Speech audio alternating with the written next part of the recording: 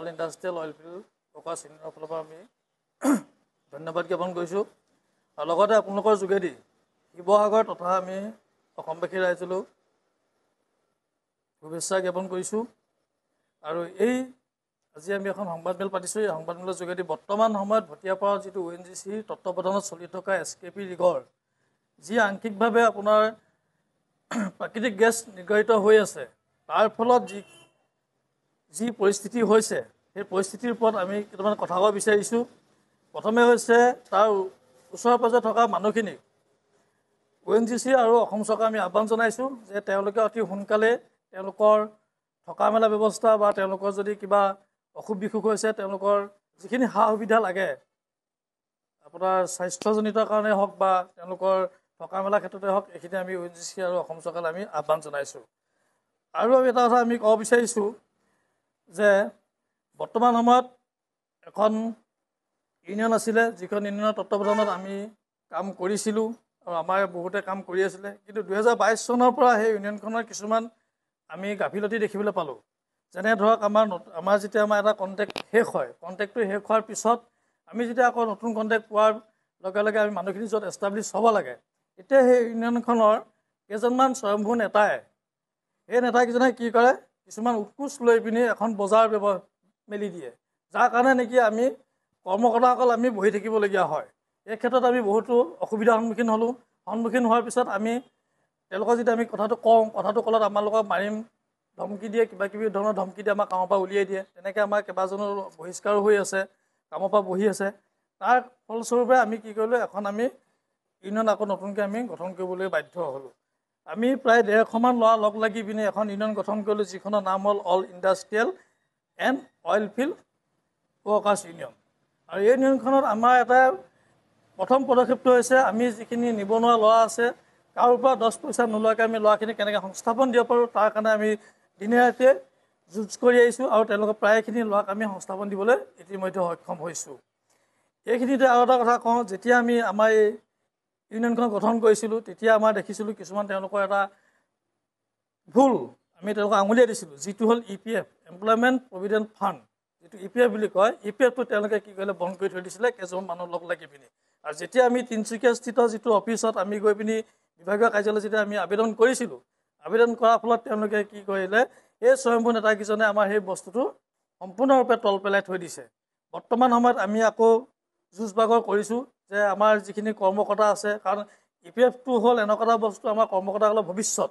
আৰু এই ভৱিষ্যতে তেওঁলোকে অন্ধকাৰ কৰি থৈ দিছে। গতিকে আমি আকৌ EPFৰ কাৰণে আমি যুঁজ বাগৰ কৰিছোঁ। অফিচত আমি য'ত লিখা মেলা কৰিবলৈ কাগজ পত্ৰ আমি দিছোঁ, আৰু লগতে এইখিনিতে আমাৰ বিভিন্ন শিৱসাগৰ জিলাৰ জাতীয় আৰু জনজাতীয় দল সংগঠনে আমাক যথেষ্টখিনি সহায় কৰিছে। আৰু ইতিমধ্যে কালি পৰহি দেখিছে আমাৰ শৃংখল চলিহাদেৱেও এই ক্ষেত্ৰত বিল আছিল অসমৰ, তেওঁ মাত মাতিছে। গতিকে তেওঁক আমাৰ হেৰিয়ৰ ফালৰ পৰা আমি ধন্যবাদ জনাইছোঁ ইউনিয়নৰ ফালৰ পৰা। আৰু আগন্তুক দিনত এই EPFৰ যিটো সম্পৰ্কীয় আমাৰ আছে, এই কথাখিনি আমি ONGCকো জনাব বিচাৰিছোঁ আপোনালোকৰ যোগেদি। আৰু লগতে আমি অসম চৰকাৰক জনাইছোঁ এখন ইউনিয়নে কেনেকৈ কাৰ লগত লগ লাগি পিনি EPFটো বন্ধ কৰি আছে, তাৰ সম্পূৰ্ণ তদন্ত হ'ব লাগে। আপোনাক আমি নামকেইটা বুলি নকওঁ, কিন্তু কৈছোঁ আমাৰ এখন ইউনিয়ন আছে সমপৰ্যায়, যিখন ইউনিয়ন 2021 চনত গঠন হৈছিলে। সেই ইউনিয়নখনৰ কেইজনমান নেতাই আমি ধৰক কথাটো কৈছোঁ, আমাক তেনেকৈ মানে ডাইৰেক্টলি আমাক নকয় যে আজি যদি মোক ক'বলগীয়া আছে, তেনেহ'লে বেলেগ এজনক কয় যে তাক কৈ দিবি যে তাক অৱস্থা বেয়া হ'ব। কল ৰেকৰ্ডিং আছে, কল ৰেকৰ্ডিং আছে, দিব পাৰিম। আৰু তেওঁলোকে যে বজাৰ মেলে, তাৰ সম্পূৰ্ণ তথ্য আমাৰ ওচৰত আছে। তেওঁলোকে ক'ৰ পৰা যি 6,000-8,000 টকা দৰমহা পোৱা ল'ৰা পৰা 60,000, কাৰোবাৰ পৰা 1 লাখ টকা, কাৰোবাৰ পৰা 1.5 লাখ টকালৈকে লোৱাৰ পাছত আমাৰ সম্পূৰ্ণ উপযুক্ত প্ৰমাণ আছে। এইটো তেওঁলোকে আজি 3-4 বছৰ হৈ গ'ল ধৰি লওক, আজি তেওঁলোকে এইটো বেপাৰ কৰি আছে। চব খিলঞ্জীয়া ল'ৰা, ইয়াত কোনো বেলেগ বাংলাদেশী মানুহ নাই। ইয়াত আমাৰ ইয়াত শিৱসাগৰ স্থানীয় ল'ৰা বা ওচৰ পাজৰ যোৰহাটৰ ল'ৰা, ডিব্ৰুগড় ল'ৰা, তিনিচুকীয়া ল'ৰা, এইবোৰ ল'ৰাই আছে, বেলেগো নাই। সেইকেইজন অসমীয়া। কথাটো কৈছোঁ, ONGC এটা ব্যাগুম এটা কোম্পানী হয়, চেমি গভ যিটো। আৰু ONGC নিচিনা এখনত ইমান টাফ, তেওঁলোকে প্ৰতিটো কথাতে ছেফটিৰ ওপৰত সদায় এখন মিটিং পাতে আমাৰ লগত। কিন্তু তেওঁলোকে নিজে ছেফটি ফ'ল' নকৰে আজি তাৰ ফোপোলা চুক্তিতে ইয়াতে ওলাই পৰিছে জল প্ৰপৰকৈ আৰু তেওঁলোকৰ ওচৰত এনেকুৱা এজন মানুহ নাই যি নেকি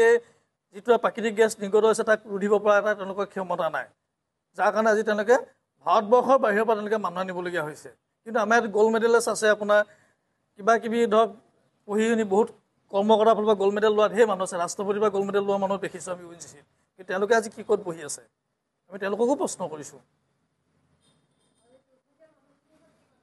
আমি দুৰ্ভগীয়া মানুহখিনিৰ কাৰণে সদায় আমি কাষত আছোঁ তেওঁলোকে আমি প্ৰথম দিনৰ পৰা আমি তেওঁলোকৰ লগত আছোঁ আৰু আমি UNGC-ক বাৰম্বাৰ কৈ আছোঁ তেওঁলোকক সম্পূৰ্ণ সা সুবিধা দিব লাগে আৰু তেওঁলোকৰ যদি কেবাৰ অসুখ বিসুখ হৈছে তেনে মেডিকেলটো কৰিব লাগে আৰু তেওঁলোকে যাতে সদায় নিৰাপদ স্থানত থাকে আৰু যাতে জেগাডোখৰ যাতে কোনো কাৰণে ক্ষতিগ্ৰস্ত নহয় তাৰ কাৰণ অকল মানুহে নহয় জীৱ জন্তু আছে পোহনীয়া জীৱ জন্তু আছে আৰু বৰ্তমান যিহেতু খেতি দি হয়তো সেইডোখৰ মানুহখিনি আজি বছৰ যি ভঁৰালৰ ভাতমুঠিৰ কাৰণে তেওঁলোকে হয়তো কঠীয়া পাৰিব পৰা নাই আজি আহাৰ শেষ আহাৰত লাগিলে জেঠতে কঠীয়া পাৰে মানুহে কিন্তু আহাৰ সোমাই গ'ল তেনেকৈ হয়তো আজি সেইখিনি কৰিব পৰা নাই চাগে গতিকে আমি সেই মানুহখিনিক আমি চৰকাৰক বিনম্ৰভাৱে অনুৰোধ জনাইছোঁ যাতে তেওঁলোকৰ প্ৰতি সুদৃষ্টি ৰাখে এতিয়া all industrial oil field workers ইউনিয়নখন যেতিয়া আমি গঠন কৰিলোঁ গঠন কৰাৰ পিছৰ পৰাই যেতিয়া আমাৰ ল'ৰাখিনিক বিনা পইচাত যেতিয়া আমি সংস্থাপন দিবলৈ আমি আগবাঢ়িলোঁ আৰু সংস্থাপন যেনেকৈ দি গৈছোঁ দিয়াৰ পিছত কি হৈছে যিখন আমাৰ সমপক্ষ যিখন আমাৰ ইউনিয়ন আছে ইয়াত শিৱসাগৰত যিখন all oil field workers union Sivasagar আছে ONGC নাজিৰা সেই ইউনিয়নখনে কি কৰিছে আমাৰ ওপৰত কেছ ফাইল কৰিছে এইখন চাওক তেওঁলোকে আমালৈ কেইবা পেজ লগাই এখন দিছে ইয়াত লিখা আছে all industrial oil field workers union আমাৰ এই ইউনিয়নখনৰ ওপৰত দিছে তেওঁলোকে আছে লেবাৰ কমিশ্যনাৰ অফ ৰেজিষ্টাৰৰ ওপৰত দিছে দ্য এছিষ্টেণ্ট লেবাৰ কমিশ্যনাৰৰ ওপৰত দিছে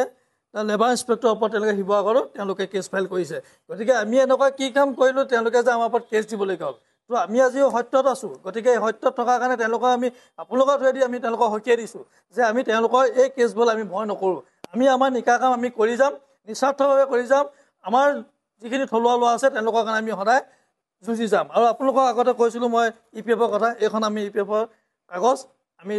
অলৰেডি আমি তিনিচুকীয়া অফিচত আমি দিছিলোঁ কিন্তু তেওঁলোকৰ কিছুমান দম্ভমূলক নেতাই সেই নেতাই কিন্তু এইটো কেনেকৈ তলপেলাই থৈছে আমি গম পোৱা নাই কিন্তু আমি আকৌ নতুনকৈ এইটো ৰিঅ'পেন কৰিব বিচাৰিছোঁ আপোনালোকে থৈ কথাটো আমি জনালোঁ আৰু নিশ্চয় আমি এইখিনি কাম সোনকালে কৰি আপোনালোকৰ লগত আকৌ এবাৰ যোগাযোগ হ'ব বুলি আমি আশা ৰাখিছোঁ ধন্যবাদ